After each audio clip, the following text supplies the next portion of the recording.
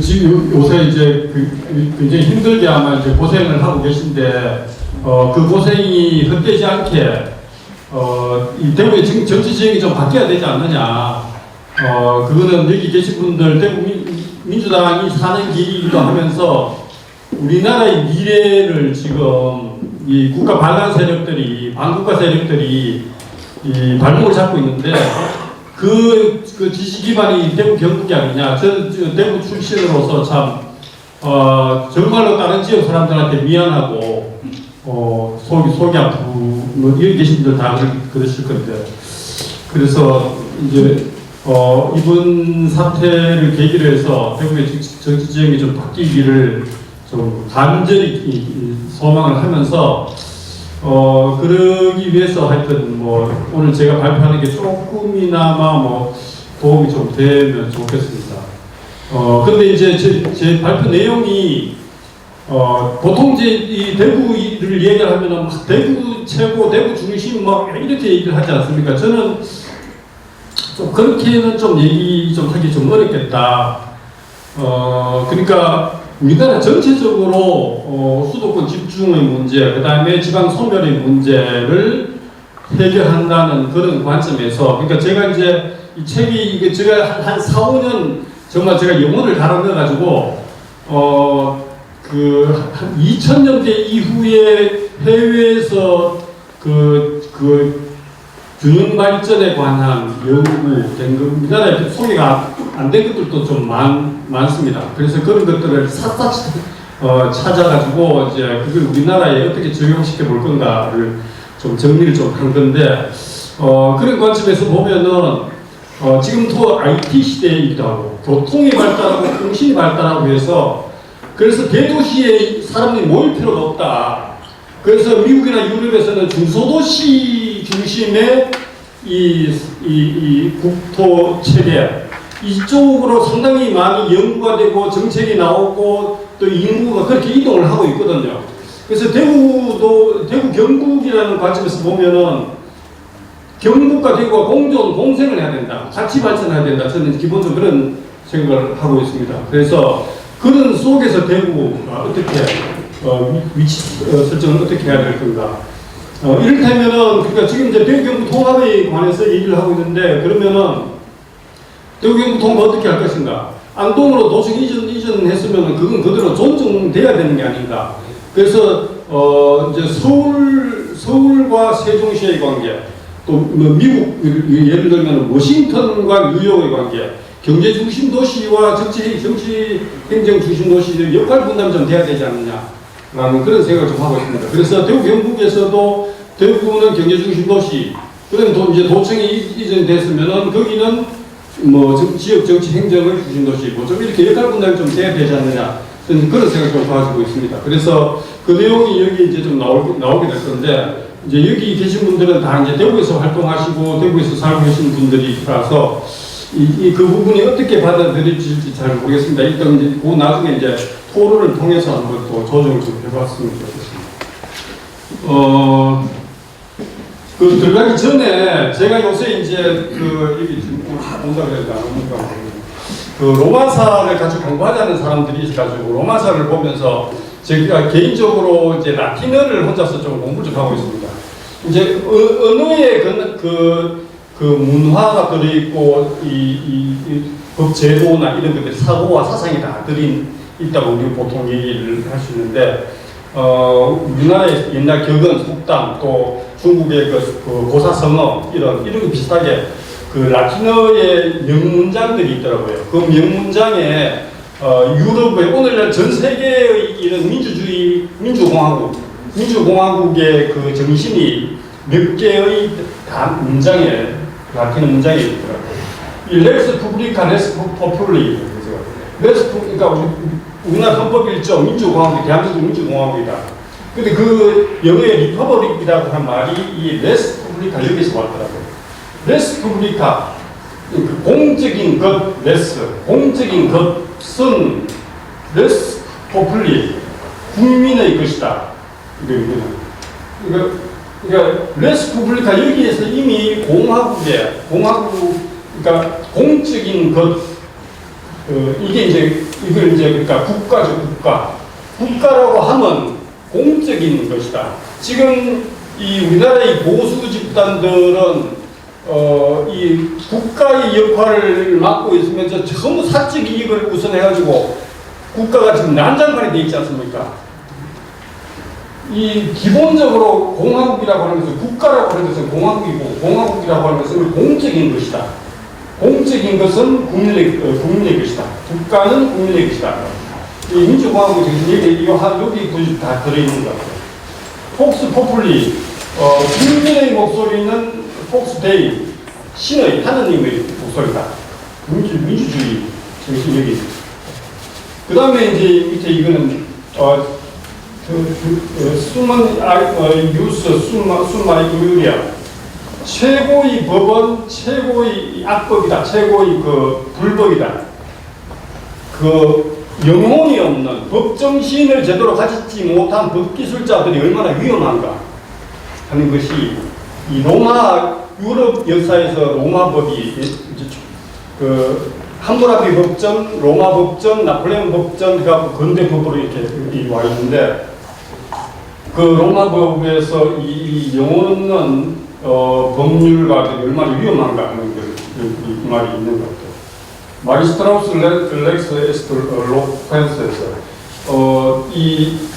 그 공직자, 이 공직자들은 법을 가지고 떠들고 있는데 그러나 이 법은 무투스 마리스트라우스 해가지고 말없이 일을 한다. 지금 법을 가지고 막 온갖 나쁜 놈들이 지금 이 법을 가지고 막 떠들고 있는데 결국은 헌재에서 잘 판결을 기다리고 있는 거죠. 이게 다 이런 거에 그지는 거죠. 잘 해결되길 바라면서 이제 네 가지로 구성을 했습니다. 우리 전에 이제 보수 본류, 보수 원점, 보수 근거지라고 얘기했는데 이번에 북한의 원점을 타격하겠다라고 전쟁, 한반도에 전쟁을 일으키려고 일본이 제일 좋아하는, 일본이 아주 그 학수고대하는 한반도에 전쟁 날라고 일으키려고 하는 짓을 이번에 했지 않습니까? 원점 타격하는. 그래서 지금 보수 원점, 이 말을 좀 써야 되겠다 싶어가지고 이렇게 했습니다. 보수 원점, 배우게 현실. 그 다음에 이제 과제와 전망, 그 다음에 지역의 소멸 위험의 문제, 그 다음에 대경부 통합의 지역과 협력과 연대, 이렇게 구성했습니다.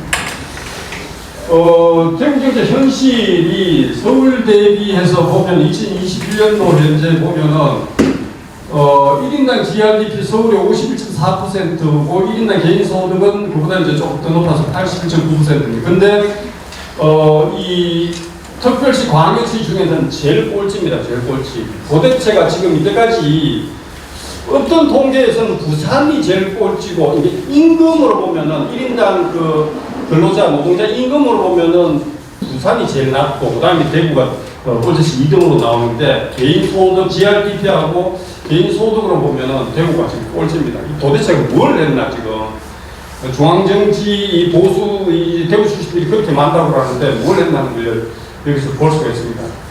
2006년도 같은 경우에는 인천이 대구가 더 낮았어요. 대구가 더 낮았는데 지금 2021년도 현재는 대구가 제일 낮습니다.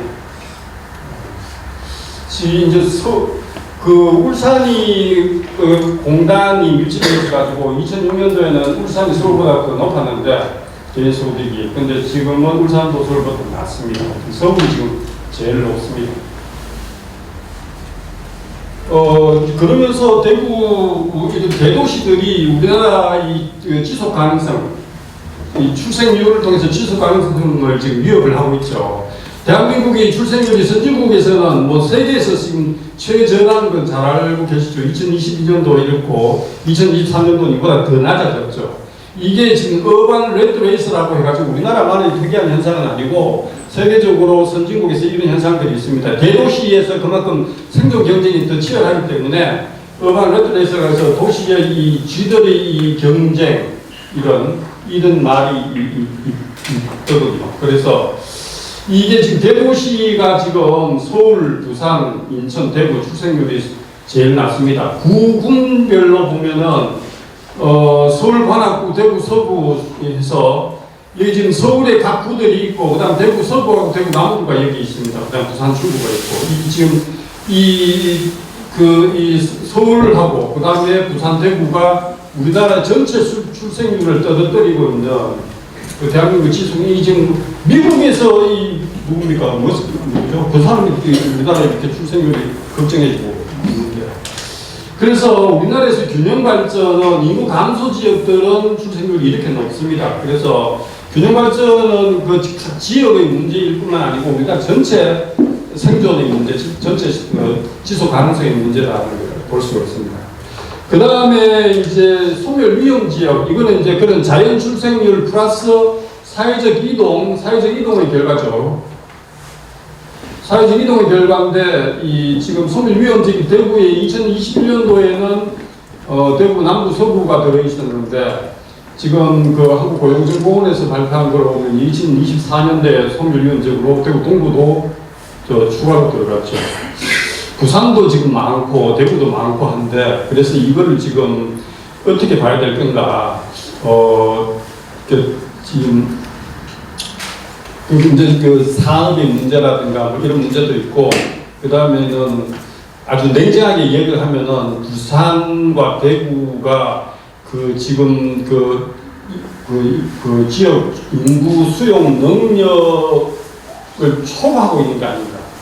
뭐 냉정하게 말하면 그렇게도 얘기할 수가 있죠. 그래서 이제 이 부분들을 어떻게 우리가 받아들이고 대응을 해야 될 건가 하는 것도 커다란 과제라고 생각합니다. 그래서 이제 대구 경제 산업의 과제입니다. 대구는 그러니까 이선 도시, 세컨더리 시티라고 할 수가 있습니다. 이제 그 도시를 이렇게 이제 이게 분류를 하는 건데, 순위로 이렇게 글로벌 도시, 중글로벌 도시, 또는 국가적 도시, 중국가적 도시, 또 지역적 도시, 뭐 이렇게 해서, 그 다음에 인구 규모로 봤을 때는 5천만, 1000만, 그 다음에 500만에서 1000만, 그 다음에 100만에서 500만, 뭐 이렇게.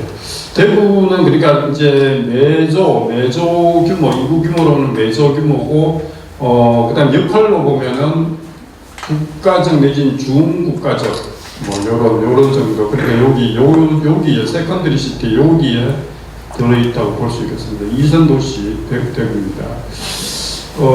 산업으로 보면은 입지계수는 전체 취업자 중에서 이제 특정 업종이 어느 정도 비중을 차지하고 있느냐 하는 겁니다. 입지계수를 보면 2019년 통계, 지금 얻을 수 있는 통계로 제일 가까운 게 2019년밖에 못 보는데, 서울은 의복, 액세서리 뭐 이런, 그러니까 그 대구는 섬유 제품 제조이 제일 높게 이렇게 나옵니다. 뭐 쭉 이렇게. 대구는 사실 생산액으로 보면은 자동차 부품이 지금 제일 높아져 있죠. 금속 가공 제품 제조. 이게 근데 취업자 구성으로 보면은 이게 두 번째로 지금 되어 있습니다. 이제 현재 상태가 이렇고 이제 이걸 앞으로 어떻게 바꿔가야 될 것인가를 고민을 해야 되는 겁니다. 근데 지금 디지털 경제에서 이선 도시의 딜레마가 있습니다. 한국에서는 지방 대도시에는 지금 이중의 원심력이 작용하고 있다. 원래 그러니까 다른 나라 선진국에서는 1980년대, 70년대, 80년대 거대 도시들이 다 공동화가 됐습니다. 그래서 쌍둥이 적자, 대규모의 재정 적자, 그래서 거대 도시들이 공동화된다 그랬는데 90년대 들어와서 부활을 했습니다. 부활을 한 것이 이제 90년대 정보 지식화 경제로 들어가면서 보통 정보 디지털 경제, 한마디로 하면 디지털 경제죠. 디지털 경제에서 정보와 지식이 이제 온라인에서 유통된다고 그랬는데, 사실은 정보와 지식의 소비가 온라인에서 되는 거고 생산은 오프라인에서 되는 거였습니다. 그래서 새로운 걸 많이 이렇게 만들어내야 되는데, 이게 이제 이렇게 얼굴 맞대고 이게 만나가지고 뭐 이런저런 잡담도 하고 뭐 하는 과정에서 이 정보와 지식이 서로 이제 컨버전, 융합이 돼가지고 그래서 새로운 이 아이디어가 나온다는 거죠. 그래서 거대 도시들이 부활을 했습니다. 근데 한국은 그게 다 수도권으로. 그래서 그 대량 생산 체제에서는 수도권이 냉전의 중심이었기 때문에 집중적으로 육성을 했고, 그 다음에 신흥공단을 울산, 포항, 구미, 뭐 창원 이런 신흥공업 도시들을 만들어가지고 이렇게 해서 지방 대도시들에서 산업시설들이 들어올 수가 없었습니다. 근데 신경제가 들어와서 지식 기반 경제, 정보화 경제로 들어와서 그런 것들이 다 수도권으로 가고 지방 대도시들이 유출이 된 거죠. 그러니까 우리나라 인구 이동 보면 60년대, 70년대는 호남에서 인구가 수도권으로 쭉쭉 빠져나갔고, 그 다음에 80년대, 90년대는 이제 영남 지방에서 인구가 수도권으로 쭉쭉 빠져나갔는데, 그 중에서 특히 대구, 부산 이런 대도시에서도 서울로 인구가 수도권으로 인구가 쭉쭉 빠져나가는 거죠. 그게 이제 이런 그 산업 구조가 이 변한 이게 우리나라에서 아주 독특하게 작용을 해서 지방 대도시에는 이중의 원심력이 작용을 했던 것 같습니다. 그러니까 지금 이제 그 슈페트 혁신주기라고 그러는데 이게 50년 주기로 혁신주기가 나온 게 지금 1972년에서 대략 한 2000년 정도로 ITBT, MT로 그래서 일본, 독일이 선도를 하다가 그걸 이제 미국이 역전해서 근데 지금은 이제 AI 뭐 이런 그래서 이거 지금 미국이 확실하게 선도를 하고 있고 중국이 이게 따라잡느냐 뭐 이런 그래서 지금 미중 간에 아주 이게 이런 산업 기술의 이 경쟁 구도가 반영이 된 거죠. 여기에 이제 한국이 유일하게 세계의 다른 나라들 못지않게 이제 한국이 여기에 조금 들어갈 수 있느냐 없느냐 지금 얘기를 하고 있습니다. 그래서 이 혁신 주기의 이 산업들을 어떻게 유치하느냐 하는 것이 지역의 그 경제, 지역의 산업의 발전에 굉장히 중요하다. 그래서 지금 뭐 섬유 또 대구의 물산업 이야기하고 있는데 도대체 그게 뭘 하는 건지 잘 모르겠습니다. 결국은 이제 이런 산업 구조인 산업 기술의 이 문제이기도 하고 여기에다가 한국은 이제 권력의 중앙 집중 이게 크게 작용한다.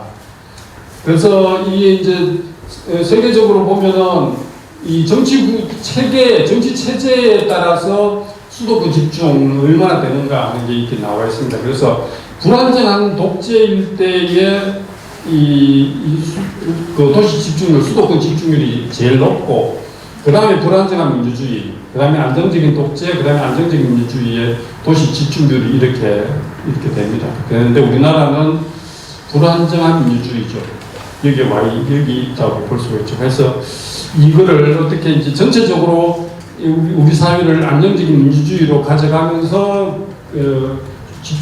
수도권 집중률을 낮춰야 하는 것이 우리 사회 과제라고 할 수 있습니다. 지금 이제 뭐 지피지기면 백전백승이라고 그 지금 대구의 지역에서 진행되고 있는 걸 우리가 모르고 지금 뭐 엉뚱한 소리를 하면 안 되니까 지금 진행되고 있는 걸 좀 제대로 알아야 되지 않나 해서 좀 정리를 했습니다. 지금 육성 계획에 보면은 이게 지금 뭐 발표되는 거에 따라서 다른데 대체로 이제 5대 미래 신산업이라고 얘기를 하는데 이게 조금씩 좀 다른 것 같습니다. 그래서 이제 의료, 자동차, 물산업, 에너지, 로봇, ICT 융합 뭐 이걸 얘기를 하기도 하고 또 모빌리티, 반도체, ABB, 서비스 로봇, 헬스케어 뭐 이런 것들을 얘기하기도 하는 것 같습니다.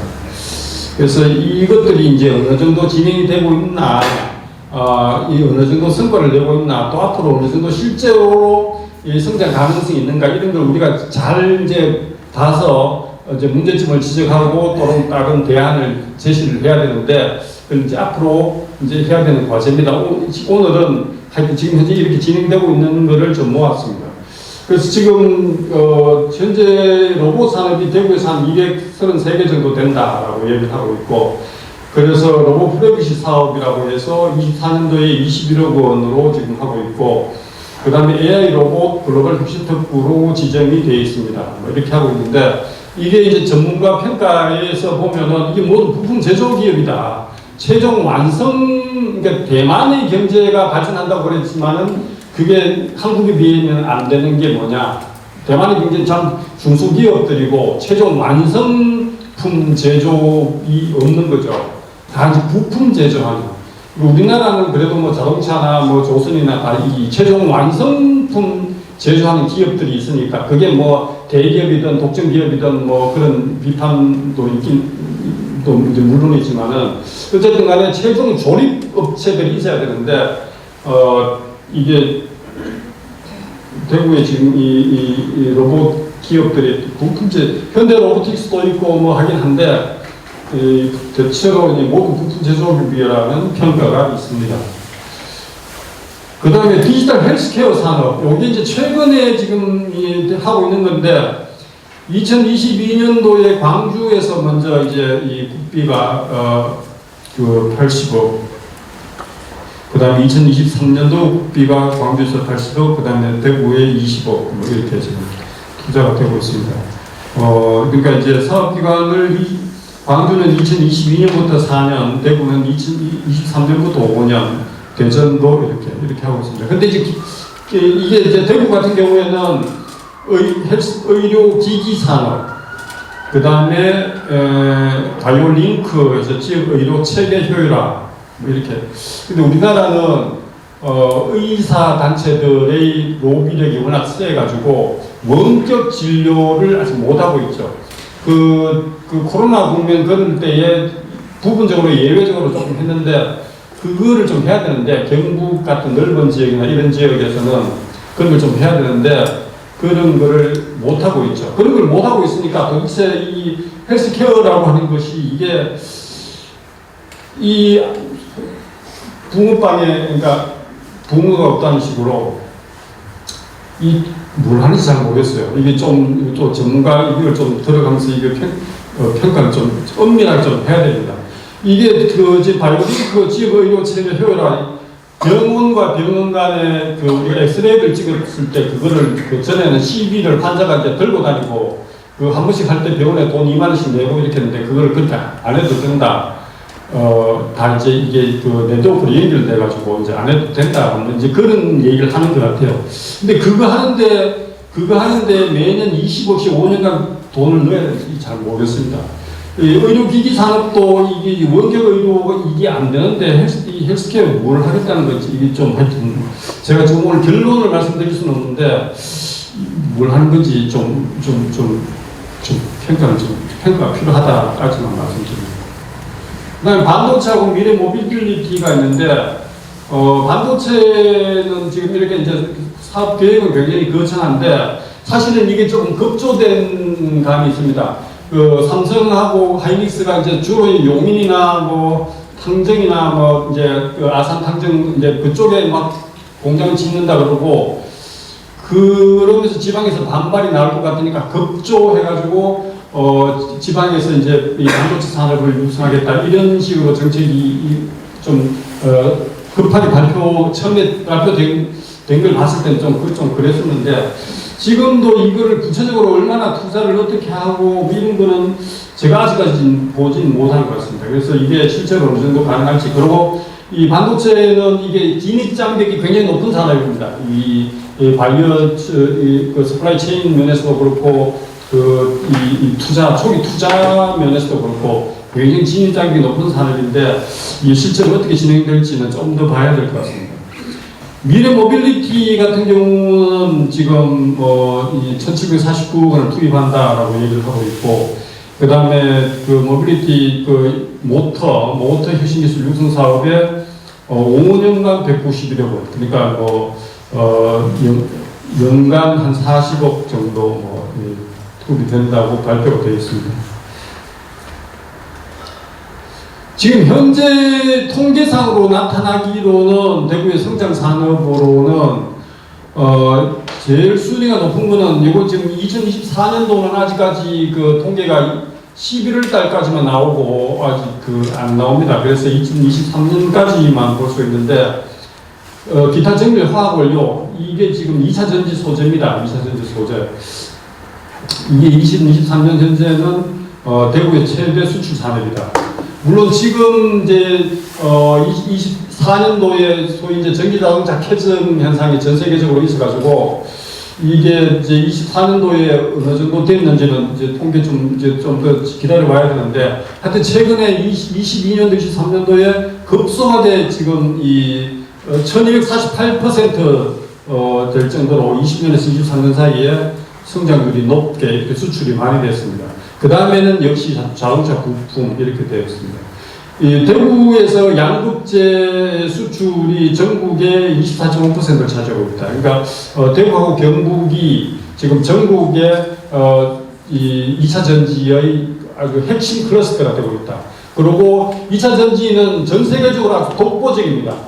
중국이 리튬 전지에서는 조금 이제 앞서 나가고 있는데 리튬 전지는 불도 잘 나고 불나면 끌 수가 없고 뭐 그런 이제 안전성에 좀 문제가 있는데 우리나라 이 2차 전지는 그 삼원계 뭐 그다음에 리튬 전지도 없애 좀 따라잡는다 그러고 그래서 이게 앞으로 이제 전 세계적으로 전기 자동차로 가는 거는 필연적이라고 보고 그러면은 이 2차 전지는 한국이 독점하게 될 거다. 뭐 중국 아니면 한국. 중국은 지금 세계 스플라이 체인에서 미국에 의해서 이제 배제되고 있기 때문에 한국이 이걸 장악을 하게 되지 않을까. 그래서 이거를 대구시에서 이거를 안 넣는 게 이걸 좀 적극적으로 해야 될 건데 이걸 안 넣는 게 이해를 할 수가 없습니다.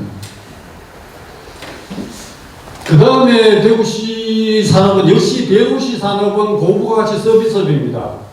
선진국 경제로 가는 길은 생산자 서비스업, 어드밴스드 프로듀서 서비스라고 해가지고 APS 이거를 발전시켜야 됩니다. 이게 지금 우리나라 전체 이 도시들을 인구 감소 도시, 비감소 도시로 나누었을 때에 인구 감소 도시들 지역에서는 제조업의 비중이 2007년도하고 2019년도를 비교해 보면은 제조업이 그 취업 인구 비중이 더 높아지고 있는데 인구 비감소 지역에서는 이미 제조업의 비중이 23%에서 21.5%로 줄어들고 있습니다. 제조업은.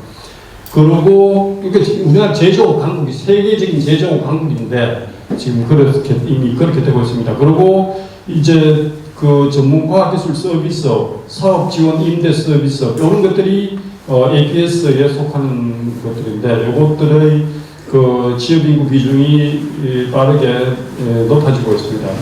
150%, 168% 이렇게 높아지고 있습니다.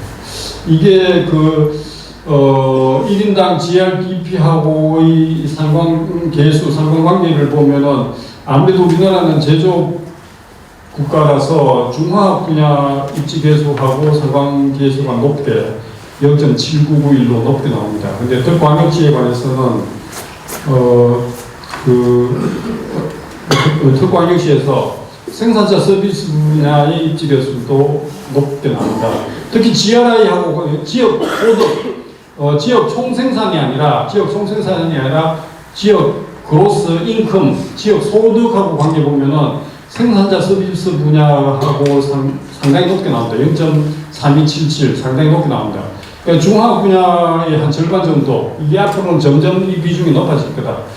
이게 선진국 경제는 좋은 일자리라고 하는 것은 여기입니다. 여기. 특히 대구도 대도시로서 지향해야 될 좋은 일자리라고 하는 것은 여기입니다. 여기인데 이런 서비스 산업, 고급 서비스 산업이 발전하려고 하면은 권력의 분권 분산이 절대적으로 필요합니다. 그 의사결정이 어디 사느냐에 따라서 그거에 자문하는 컨설팅 업체들 또 그런 그 관련되는 고급 서비스를 발달하기 때문에 이게 지금 수도권이 권력이 집중되어 있을 때 그쪽에 집중적으로 발달하고 있습니다. 이게 이제 뒤에 다시 이제 나올 건데 이제 그렇게 하려면 이제 공공기관 이전을 해야 됩니다. 공공기관 이전은 주변 지역에서 혁신의 공공부문의 역할이 아주 중요하다라는 이런 얘기들이 미국, 유럽에서는 특히 이제 그게 중소도시일수록 공공부문의 미치는 영향이 더 크다 이렇게 나옵니다. 지금 그 앞에서 앞에 있었죠.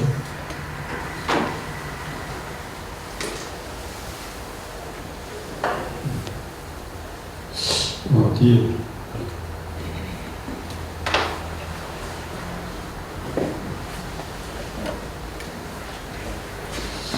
지금 지역 소멸에서 지금 지역 소멸지구 89개 시군구 2021년도에 지정했는, 여기서 보면 참여정부 때 지정한 신활적 정책이라고 해가지고 소멸 위험 지역 거의 그대로 다 들어있습니다. 거의 그대로 다 들어있고, 거기서 제외된 데는 딱 세 군데입니다. 인제군, 홍성군, 예천군. 그러니까 여기는 예천군은 경북 도청이 가서, 홍성군은 충남도청이 가서 내포 신도시, 인제군은 군부대가 인제군으로 무대를 모았기 때문에, 그러니까 이제 이 중소도시들에서는 공공군이 미치는 역할이 절대적으로 크다는 걸 볼 수가 있습니다. 여기 이제 추가된 지역들이 이렇게 이제 많습니다. 그래서 이제 인구를 보면은 여기 이제 그 예천군의 인구 증가, 그다음에 그 내포 신도시, 충남도청 옮겨간 내포 신도시 인구 증가를 볼 수가 있는데, 그래서 중소도시 우리나라 2차 공공기관 이전이 필요한데 2차 이전, 프랑스 같은 경우는 10회에 걸쳐서 공공기관을 인구 10만 이상의 도시로 분산을 시켰습니다. 그래서 근데 지금 우리나라는 2차 공공기관 이전을 하려고 할 때 지금의 혁신도시에는 이전 기관이 들어갈 분양 토지가 없습니다. 이미 분양이 다 됐습니다. 지금은. 그래서 그 땅도 없습니다. 그리고 이런 식으로 폐쇄 공간으로 혁신도시를 조성해서 그 공공기관 이전하는 거는, 이거는 미국에서 60년대에 있었던 방식이고, 미국에서도 80년대 이후의 방식은 이렇게 하지 않습니다. 이게 기존의 도심에 섞어 놓습니다. 섞어 놔서, 그러니까 이게 이제 그 정보와, 아까 말씀드린 대로 정보와 지식의 컨버전이 일어나야지 새로운 혁신이 일어난다고 보기 때문에, 공공기관 이전할 때 이런 식으로 폐쇄된 공간에다가 이렇게 집어넣는 거는 이건 미국에서는 60년대 방식입니다. 그래서 우리나라는 이렇게 할 땅도 없고, 혁신 도시에는. 그래서 아마 이제 그렇다고 해서 너무 이렇게 뿌리는 건 좀 그렇고, 대략 각 도별로 인구 10만 이상의 도시 중에 한 2개 정도 선정해가지고 추가 이전을 하려면은 할 수가 있지 않을까. 거점 도시에는 대형 공공기관들, 대법원이라든가, 대구 같은 경우에는 대법원이라든가 중소기업이라든가, 부산 같은 경우에는 이제 금융 상당 중요한 기관들이 부산에 이미 가 있기 때문에, 지금 산업은행을 지역 균형 발전의 관점에서 보면은 윤석열 정부가 그거 하나는 해내는가 싶었는데 그것도 못했죠. 산업은행 부산에 옮기려고 하다가 한 게 아니고, 하여튼 좀 좋은 평가를 받을 수 있는 건 하나도 한 게 없습니다. 산업은행 이전 하려고 할까 못했죠. 이제 대구 같은 경우는 이제 대부분 정수기업은 이런 것들, 그 다음에 꼭 이런 것만 있는 것도 아니고, 헌법재판소는 광주에 가고, 하여튼 대형 이런 것들은 좀 이렇게 갈 필요가 있지 않나. 근데 가더라도 대도시 내에도 균형 발전을 좀 고려해야 되지 않느냐. 뒤에 다시 말씀드릴 건데, 이제 그런 거고. 그 다음에 혁신도시에 지금 와 있는 공공기관들이 도대체 지역에 대해서 하는 역할이 없습니다. 원래 이제 그 참여정부 때는 그런 공공기관들이 지역에 가서 지역의 혁신의 중심이 되라, 그런 걸 기대를 하는 건데, 없습니다. 없는데 그게 왜 그러냐. 그 이전 공공기관들이 자기들이 혁신을 하는 그런 기관들이 아니었던 거죠.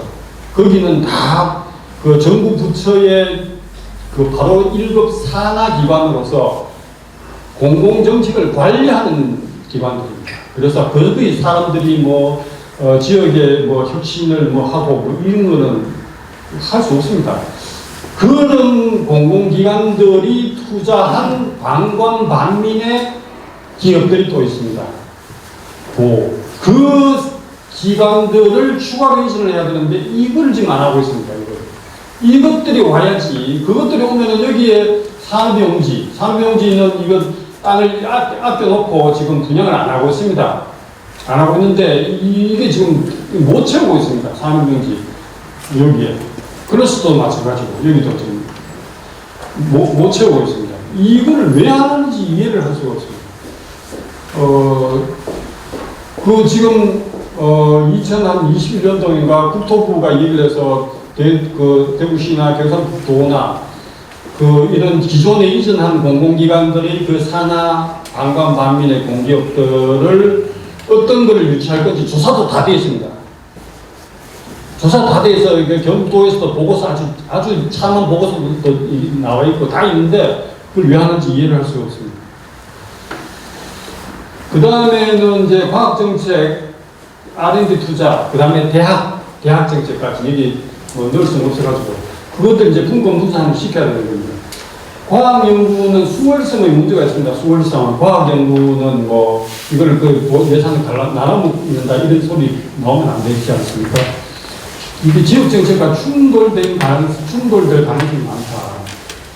그래서 그렇게 되면 불균형이 무척 확대될 가능성이 많습니다. 그럼에도 불구하고 지역은 시행자로서의 지역 또는 그냥 지나가는 지역이 아니고 파트너로서의 지역도 아니고 독립 정책 결정자로서의 지역이어야 한다라는 이런 얘기입니다. 그래서 기회의 평등이 필요하다는 겁니다.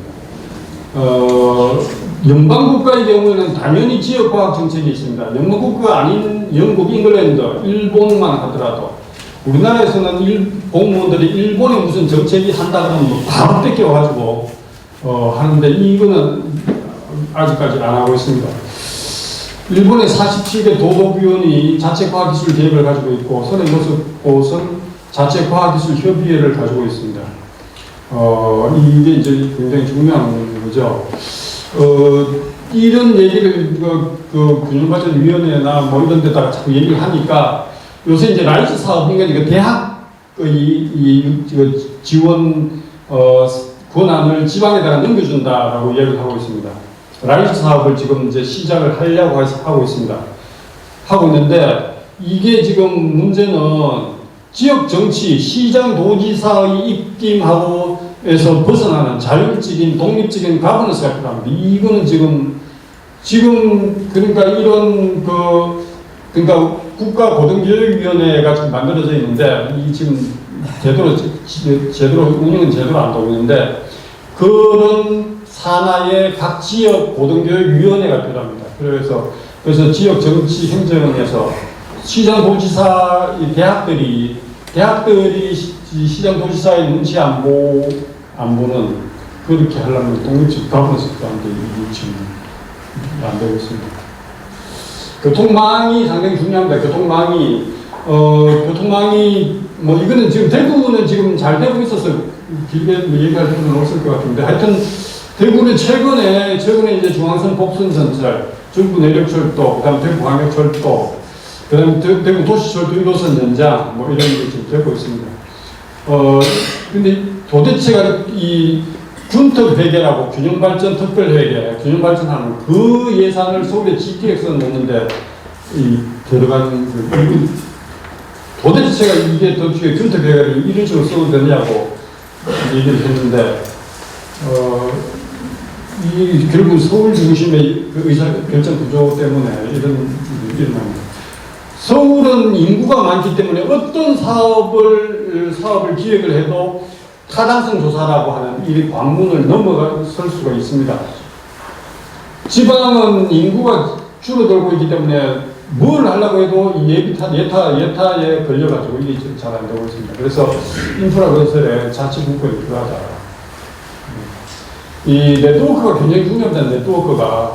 그래서 대구공항이라고 하면 대구공항에 대해서 찬반 그런 반대 의견을 가지고 계신 분이 많은데 물론 이제 부산하고 대구하고가 따로 이렇게 공항을 하는 것은 문제인데 한 국가의 관문공항을 하나만 인천공항 하나만 한다는 것도 말이 안 됩니다. 지방에서도 유럽으로 미국으로 다이렉트로 이렇게 직항 노선을 할 수 있을 정도의 지방에도 그런 국제공항이 있어야 됩니다.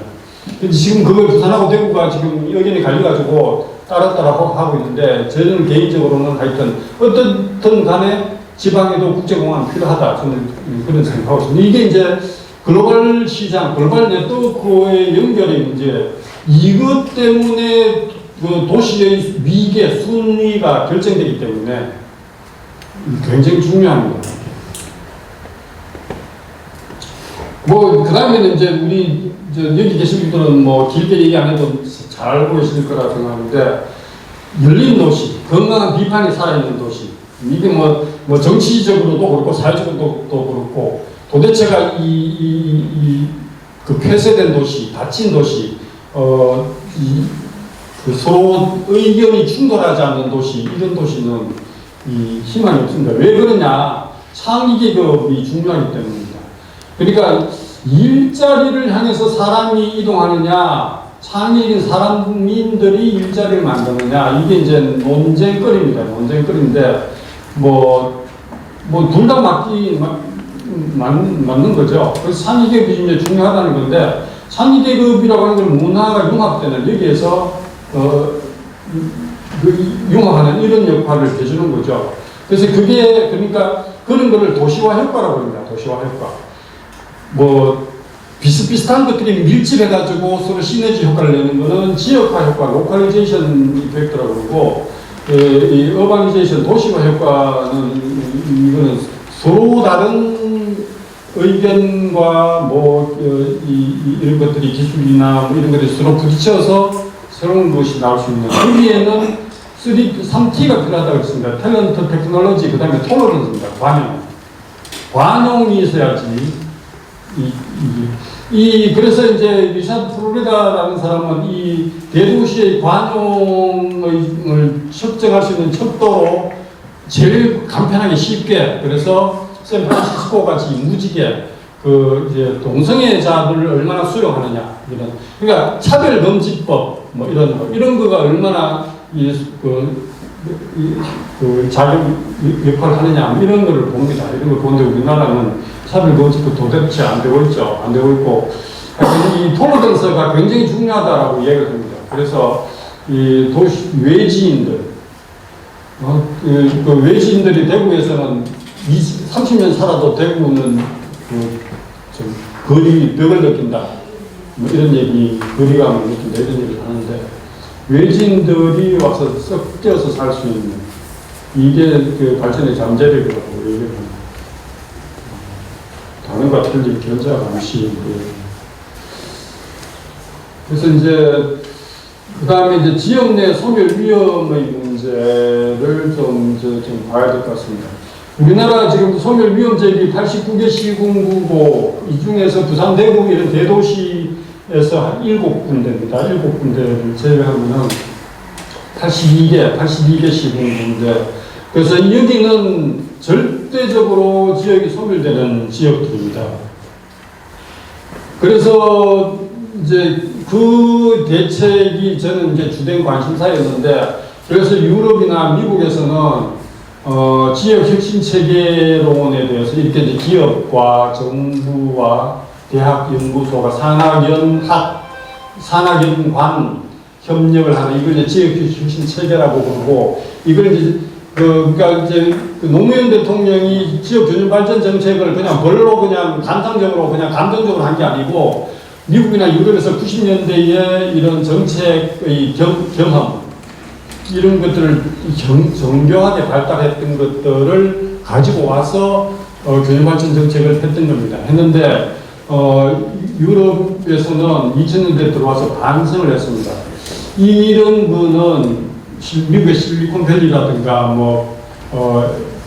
이태리 에밀리아 로마나라든가 독일의 프랑스의 세계적으로 잘 되는 지역을 모델로 해서 발전한 이론이고 정책인데, 이런 것들을 제대로 발전하지 못하는 낙후적 주변 지역에 대해서 이걸 그대로 실제로는 제대로 또 하지도 않고 이걸 직접적으로 대입하는 것이 이게 효과를 낼 수 있겠느냐.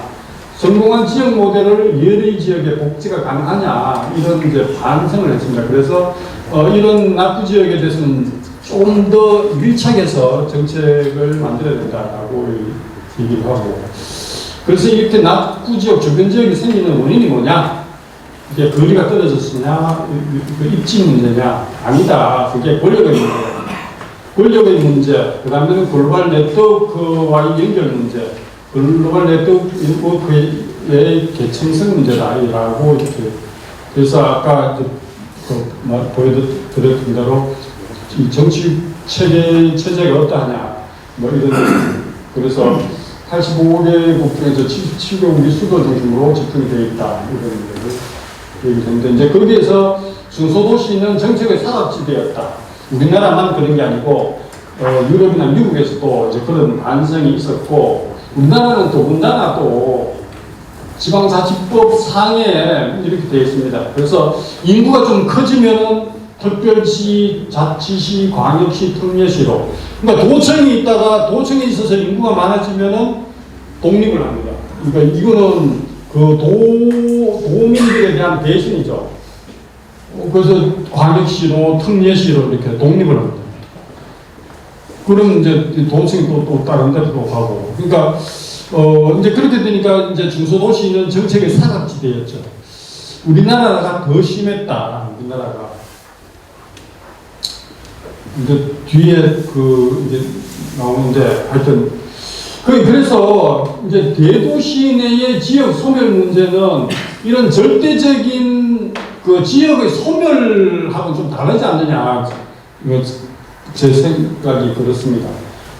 그리고 이제 이런 거에 관한 이런 연구들도 있습니다. 이건 주로 사회학에서 공간 분리에서 소득 분위별 공간 분리 지수, 소득 계층하고 지역의 그 사는 데가 이렇게 잘 사는 사람들끼리 모여 있고 못 사는 사람들끼리 모인 이런 문제. 근데 대체로 그러니까 이제 옛날 그 19세기, 20세기 초까지만 하더라도 선릉가, 빈민가가 있어요, 빈민가. 그래서 못 사는 사람들은 못 사는 대로 사람들, 잘 사는 사람들은 잘 사는 사람대로 모인 이런 게 세계적인 추세였었는데, 대체로 그게 너무 이제 사회적인 문제가 아주 심각하게 발생하니까, 그래서 그런 선릉가는 없애는 방향으로 이게 소득 계층을 썩는 거죠. 근데 이제 잘 사는 사람들이 집중되는, 이거는 세계적인 선진국에서도 나타나는데 우리나라에서도 나타납니다.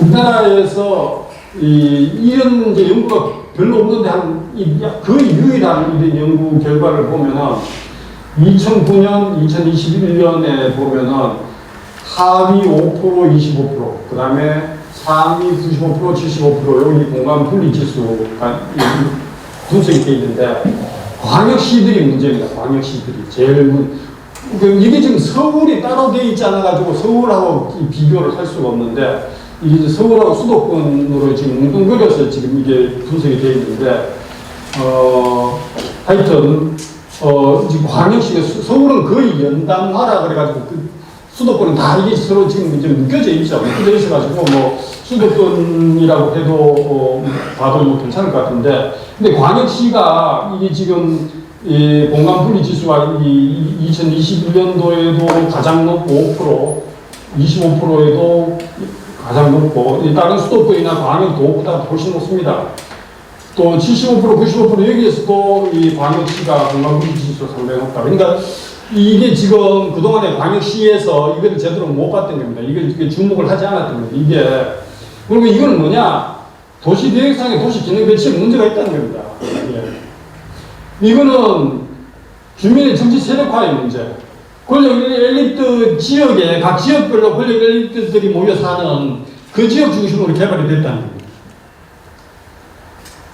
그래서 이제 이걸 이제 좀 분석을 해놓은 게 있는데, 원인 분석을 지금 이제 뭐 소득, 인구 밀도, 단액 수준, 인구 규모, 학력 인구, 비중, 교육 수준 뭐 이렇게 해가지고 분석을 2009년도 전체 거주자, 그 다음에 하위 5%, 상위 5%, 2017년도에 전체 거주자, 2007년에 하위 거주자. 여기서 보면은, 하여튼 이제 이게 좀 복잡하니까, 통계적으로 의미가 있다라고 하는 요것들, 통계적으로 의미가 있는 것들을 보면은 2009년도에는 학령 인구 비중이 지역의 공간 분리에 영향을 많이 미쳤다. 특히 이제 중위 소득계층들이 이 공간 분리에 영향을 많이 미쳤다. 이렇게 분석이 됩니다. 그 다음에 인구 규모가 하위 5% 분리되는데 영향을 많이 미쳤다. 이렇게 되고 2017년도에는 도시 내 소득 불평등에 영향을 많이 미쳤다. 이렇게 나옵니다. 환경 인구 비중 영향은 안정기다. 대충 이게 대구시에도 해당이 되지 않을까. 대구시의 시내에서 각 구별로 그 고급 사업 서비스업하고 그 다음에 제조업하고 그래서 이제 각 구별로 인구 1000명당 종사자 숫자를 보면은 상위에는 수성구, 달서구, 중구가 있습니다. 근데 하위에는 달성군, 서구, 북구가 있습니다. 근데 이제 제조업으로 보면은 구군별 제조업, 여기는 이제 1000명당은 아니고 그냥 대구시에서 제조업 종사자의 비중으로 보면은 달서구, 달성군, 북구가 여기 이제 제조업 밀집 지역이죠, 대구에서. 근데 이제 하위에는 보면은 남구, 수성구, 중구, 제조업이니까 남구, 수성구, 중구, 동구 이렇게 되어 있습니다. 그러니까 이거 합쳐서 보면은 지금 서구하고 여기 남구, 동구 이런 데가 지금 경제력에서 제일 하위 지역이다. 그렇게 했습니다. 그 다음에 지역 내 삶의 질, 이 어메니티라고 하는 거, 이게 이제 지금 이제 중소도시, 유럽에서, 미국에서 중소도시도 인구가 몰리는 것은 어메니티가 더 좋다라고 해서 이제 대도시가 아니고 중소도시로 이제 가고 있는데, 지역 내 어메니티, 삶의 질에 관해서 보면은 구분들, 일단 해도 우리나라는 교육 환경이 중요하니까, 인구 1000명당으로 보면은 고등학생 수가 상위에 수성구, 북구, 남구가 있습니다. 하위에 동구, 서구, 중구가 있습니다. 인구 1000명당. 학원을 보면은 상위에 중구, 수성, 달성구가 있고 하위에는 남구, 서구, 동구가 있습니다. 그러니까 이제 결국 이제 이거 같이 보면은 동구, 서구, 동구, 서구, 남구 뭐 이런 지역이 문제다. 이걸 좀 주목을 해야 되지 않느냐. 구군불 문화공간 이거는 인구 1000명당 이렇게 하기가 어려워서 그냥 이제 그대로 보면은 동구, 서구가 제일 적습니다. 동구, 서구가 적고 다른 데는 훨씬 많습니다. 다른 남부, 북부, 서구 뭐 이런 데는 이 중부는 좁은데도 동구, 서구가 적습니다. 구군별 공공체육시설 2022년도 현황 보면은 하위에 중구, 남부, 동구, 서구 이렇게 있습니다. 상위에 달서구, 수성구, 북구 이런 데가 있습니다. 그래서 이게 좀 대구 시민들한테 그렇다고 해서 지금 뭐 수성구에 있는 거를 뭐 다른 데로 옮기자 뭐 이렇게 이걸 하는 건 아니지 않습니까? 그러니까 수성구 주민들한테 뭐 반발을 살 필요도 없습니다. 근데 다른 지역에 이 대구 도시계획이 문제가 있다는 겁니다. 그래서 대구에 이제 남구, 서구, 이게 지금 동부, 그러니까 아까 앞에서 나왔던 지역 소멸 위험 지역으로 나왔던 그 지역에 이유가 있다. 다 이유가 있다. 원인 없는 결과가 아니라는 겁니다. 그래서 이 지역들에 대해서 도시계획에 관해서 심각한 문제제기를 좀 해야 되지 않느냐. 그래서 만약에 지금 하여튼 뭐 대구의 주요 시설들은 지금 전용필 박물관입니까? 미술관입니까? 그것도 수성구로 갔죠. 하여튼 대구의 무슨 시설들은 전부 다 수성구로 갖다 꽂고 있는데 이런 거에 대해서 문제제기를 해야 된다고 생각합니다. 그리고 남부, 서구 이쪽이 지금 완전 버려진 지역입니다. 대구에서는 문제제기를 해야 된다고 생각합니다. 지금 대구에 보면 엄청나게 대구시에 지금 아파트 짓고 있습니다. 대구에. 근데 우리나라 전체적으로 지금 2016년도에 생산 가능 인구가 정점이었고 그다음에 이제 계속 줄고 있고 2017년도에 유소년 인구하고 고령 인구가 좀 크로스가 됐습니다. 그 그래서 지금 현재 우리나라는 축소 시대로 들어갔다라고 얘기를 할 수가 있습니다. 축소 시대, 축소 사회. 지금 그게 여러 군데에 지금 영향을 미치고 있습니다. 근데 대구, 경북은 아파트를 도대체가 어떻게 하려고 지금 아파트를 이렇게 짓거든지 이해를 할 수가 없습니다. 지금 미분양 주택이, 전국 미분양 주택의 16.4%가 대구에 있어요. 대구 16.4%. 경북도 지금 14.2% 두 번째입니다. 만만치 않습니다. 물론 이제 수도권은 합쳐서 16.1%인데, 이런 상황에서 지금 그 신공항 건설 자금을 원래는 대구공항의 후적지에다가 이 아파트 지어가지고 그거 가지고 하려고 했습니다. 도대체 이건 말이 안 되는 겁니다, 지금. 이 지금 아파트 미분양 이렇게 많은데 대구 지금 K2 자리에다 아파트 지어가지고 되겠습니까? 될 게 없습니다. 그래서 전에 참여연대가 어디 주최로 할 때 이 얘기를 했는데 바로 한 2, 3일 후에 어떻게 하는지 그러니까 공명으로 중앙정부에다가 돈 달라고 해가지고 또는 뭐 지방채를 지방정부가 발행하는 것을 중앙정부가 보적을 서도록 해서 티켓신공항 건설 자금을 마련하겠다라고 하는데 중앙정부가 그렇게 줍니까? 어렵다고 봅니다. 그래서 지금 현재 상태로는 티켓신공항 건설 자금은 어디서 나올지 잘 모르겠습니다.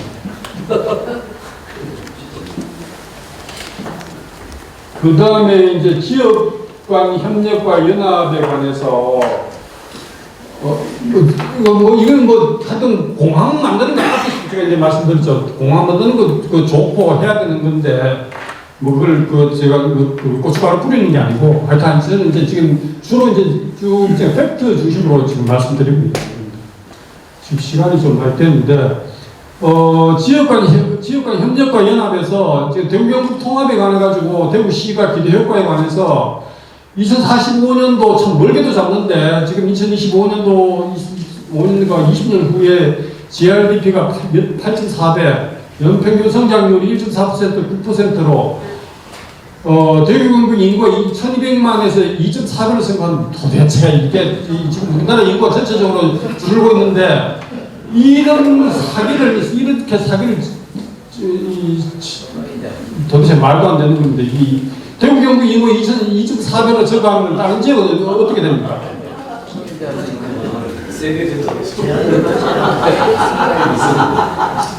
연평균 성장률이 9% 되는 거는 후진국이 이제 경제 성장 시작할 때나 가능하지 죽을 때나도 이거는 불가능합니다.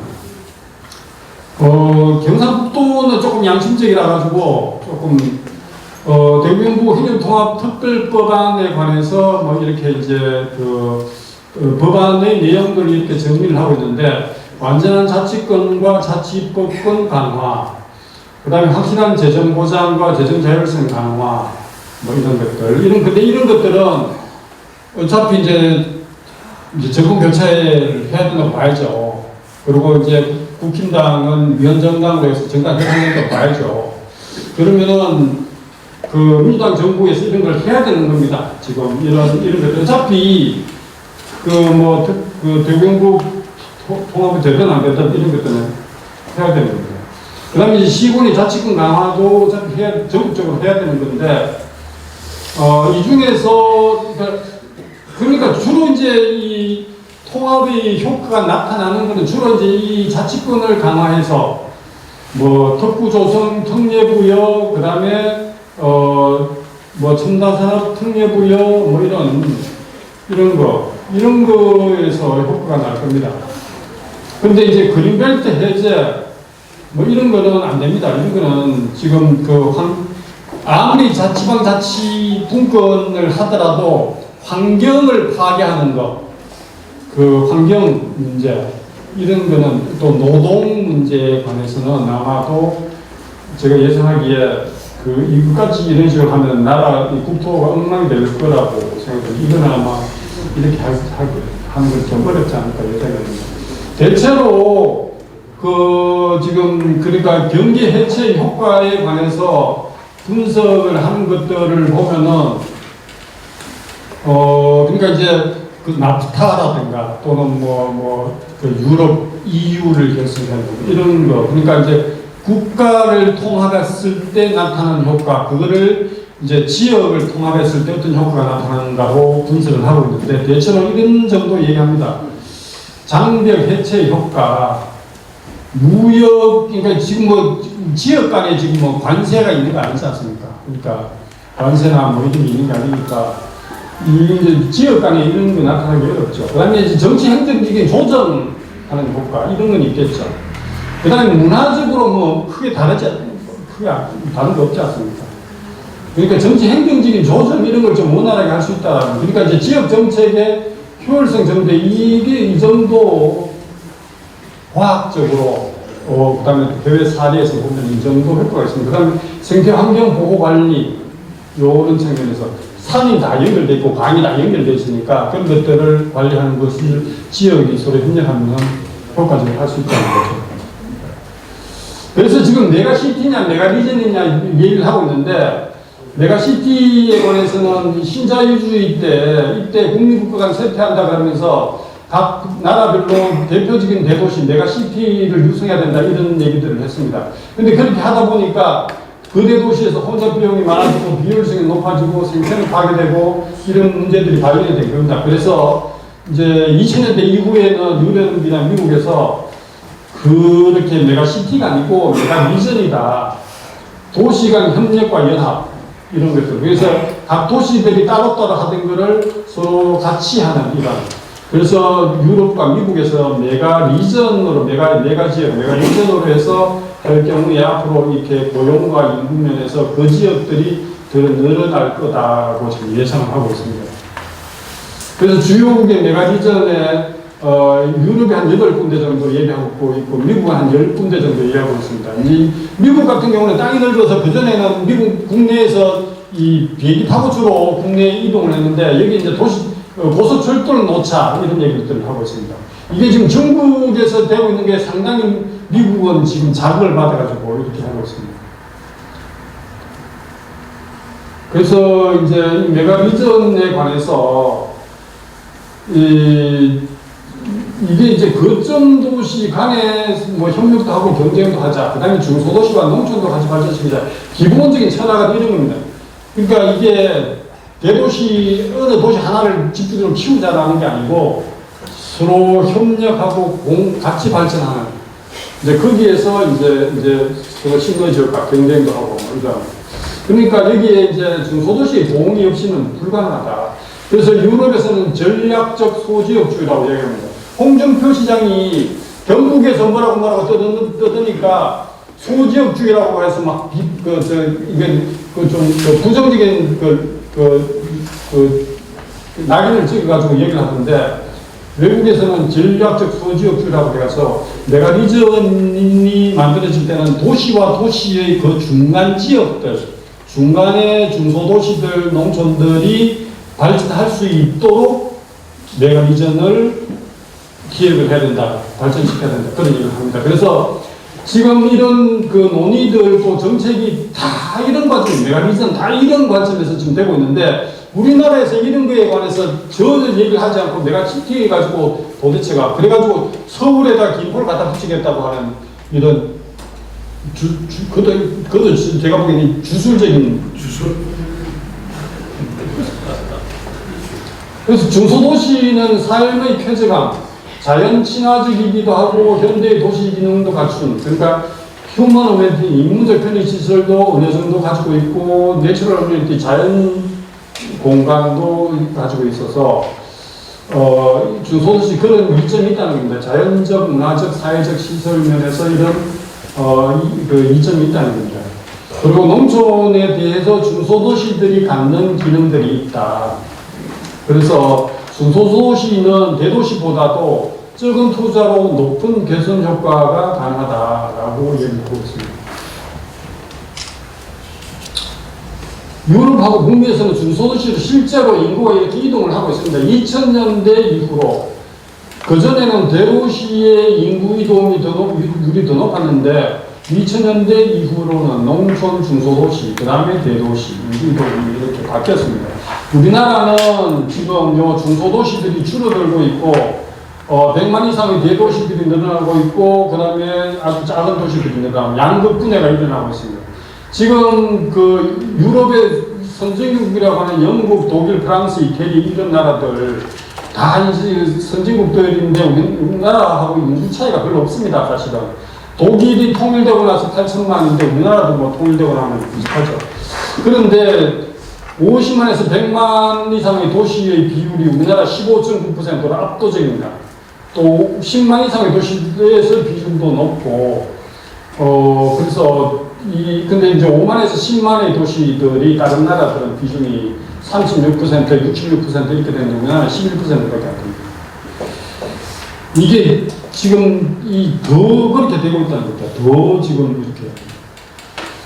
그래서 거대 도시의 종언이라는 얘기들을 하고 있습니다. 이건 뭐 지금 뭐 자세하게 얘기하기는 그렇고. 거대 도시는 비효율적이고 반생태적이다라는 이야기들을 하고 있습니다. 그래서 적정 규모 도시. 도시가 커지면은 생산성하고 비례한다라고 그랬는데 아니다는 역유작입니다. 도시가 커지면은 생산성이 증가하다 그러면 줄어든다는 거예요. 그래서 적정 규모 도시 유럽에서는 20만 정도, 미국은 100만 정도를 얘기합니다. 적정 규모 도시. 대도시 인구 집중은 20세기 중반까지는 이게 근대 자본주의 발전하고 도시화하고 같이 진행돼서 도시화는 근대화를 위한 학습 장소다라고 얘기했었는데 20세기 중반 이후에는 이게 주로 개도국에서 나타나고 있다. 주로 이제 수위도시, 서울, 수도에 인구가 초집중되고 있다. 그렇게 인구가 집중되는 것이 성장을 가져오는 건 아니다. 그래서 성장 없는 도시화 또는 빈곤의 도시화라고 얘기를 하고 있습니다. 인구가 집중된다고 해서 경제적 효과는 자동적이지 않다라는 그런 경제 정책들이 뒷받침이 돼야 된다는 거고, 우리는 그러니까 그동안에 도시화라는 거, 그러니까 집적하고 집중하고를 구별을 안 했는데, 집적은 도시화, 도시가 많이 생긴다는 거고, 우리나라는 지금 그 도시화 비율이 한 90%, 95% 정도 됩니다. 근데 이제 그 개도국이나 후진국들은 지금 수도에는 이렇게 인구들이 그 수도에 많이 모이는데 전체적인 도시화 비율은 뭐 60%, 50%, 40% 이 정도밖에 안 됩니다. 그러니까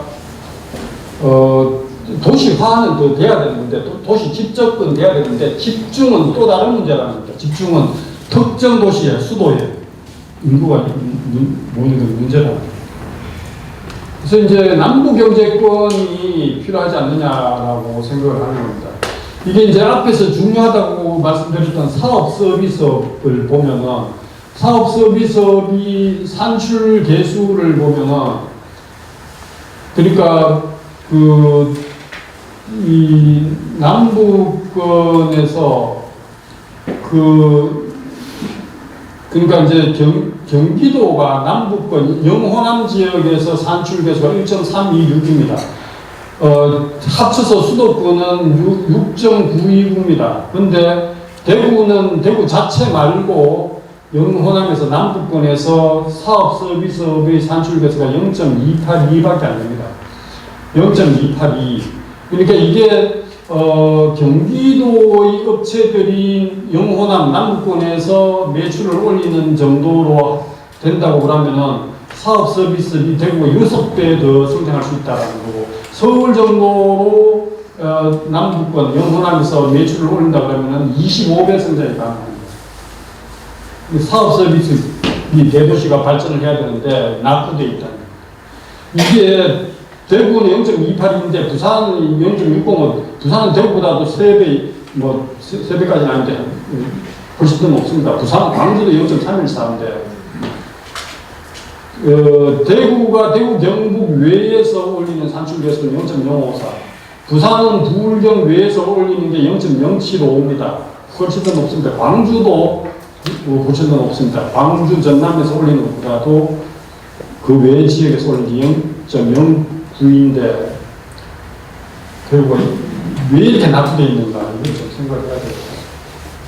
남북권의 혁신 역량을 보면은 수도권 대비해서 남북권을 다 모으면은, 그러니까 대경, 동남, 광주를 다 모으면은, 혁신의 아웃풋은 특허 동력이 30%, 혁신의 인풋 연구원 수는 30%, 대학 연구원 수는 57% 이렇게 높습니다. 근데 연구개발 투자는 18.5%밖에 안 됩니다. 과학 정책의 지역 균형이 필요하다는 거죠. 아웃풋이 이렇게 높게 나오고 인풋도 이렇게 좋은데 투자가 안 되는 겁니다. 이렇게. 이 문제가 있습니다.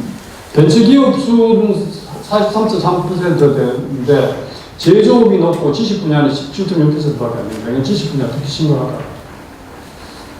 그래서 남북권을 확대해야 된다는 게 보호를 하는 데서는 발전이 없습니다. 보호를.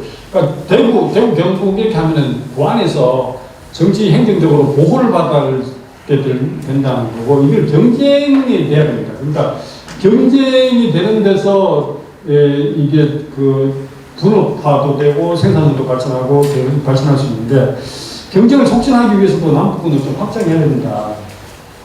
그런. 그래서 글로벌 지식 서비스, 대구가 대도시로 발전하려면 글로벌 지식 서비스 센터가 발전해야 된다. 그래서 기업 본사 지방이전을 촉진하고. 그래서 미국에서 이제 북부가 이제 쇠퇴하고 남부가 발전하듯이, 그래서 이제 미국의 러스트벨트로 이제 쇠퇴하고 썬벨트 지역으로 발전했듯이 대한민국의 새로운 성장 축을 이 영호남 지역이 같이 만들어 나갈 거는 겁니다. 그렇게 생각합니다. 여기까지. 한 시간 접수했는데